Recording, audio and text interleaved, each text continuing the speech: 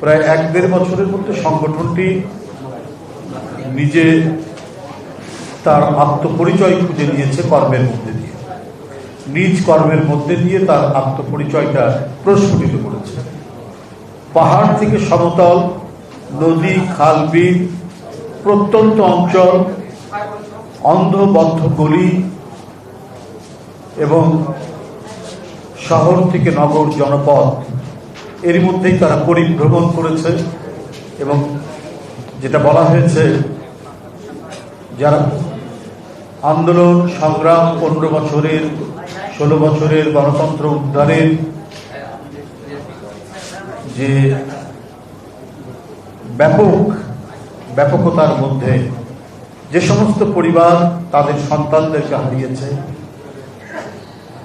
এবং যারা গুলিতে আহত হয়েছেন, তাদের পাশে দাঁড়ানো একটি সংগঠন হচ্ছে আমরা বিএনপি পরিবার। শুধু তাই নয়, যারা রোগাক্রান্ত, যারা দুরারোগ্য ব্যাধি, ক্যান্সার থেকে শুরু করে বিভিন্ন রোগে আক্রান্ত হয়ে জীবন মৃত্যুর সন্ধিক্ষণে যারা লড়াই করছেন, তাদেরকে পৌঁছে যাওয়া তাদের কাছে এবং যতটুকু সম্ভব দলের পক্ষ থেকে সহযোগিতা করা, ভারপ্রাপ্ত চেয়ারম্যানের পক্ষ থেকে সহযোগিতা করা, সেটা তারা নিরন্তরভাবে করে যাচ্ছে, অবিরামভাবে, কোনো ধরনের ছেদ বা বিশ্রাম ছাড়াই করে যাচ্ছে। আজ সকালে ঢাকায়, দুপুরে পাশে মানিকগঞ্জ, না হলে তার পরের দিন চাঁপাইনবাবগঞ্জ, না হলে তার 2 দিন পরে চট্টগ্রামের কোন প্রত্যন্ত আছে। আমি আগেই বলেছি, আশরাফ এখানে বলেছে, ইঞ্জিনিয়ার আশরাফ, যে খাল বিল পার হয়ে সেখানে এই সংগঠনটি যেতে পেরেছে। এটা আমরা নিজেরা প্রত্যক্ষ করেছি যে শুধুমাত্র কোনো লোক দেখানো কাজ নয়।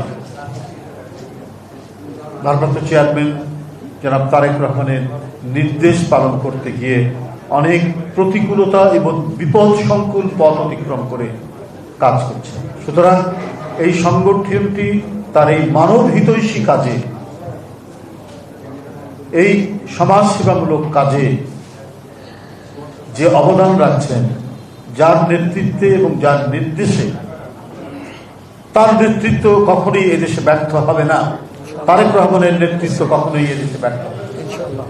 যার দৃষ্টি, যে কথাটি রুম্বন বলেছে, যে 6-7 হাজার মাইল দূর থেকে তিনি সমস্ত প্রযুক্তির এই উৎকর্ষতার মাঝে কোথায় কখন কোন সংবাদটি তার চোখে পড়বে, এটা আমরা নিজেরাও জানি না। বাংলাদেশে থেকে কে ক্যান্সারে আক্রান্ত, কে হৃদরোগে আক্রান্ত, কে নানা জটিল রোগে আক্রান্ত, কার বাড়িতে খাবার নাই, যার সন্তান মেধাবী কিন্তু পরিবার তাকে তার উচ্চ শিক্ষা দেওয়াতে পারছে না পারিবারিক অবস্থার কারণে, তার কাছে পৌঁছে যাওয়া, এটা উনি দেখছেন এবং নির্দেশ দিচ্ছেন রুমন এবং মিথুনকে।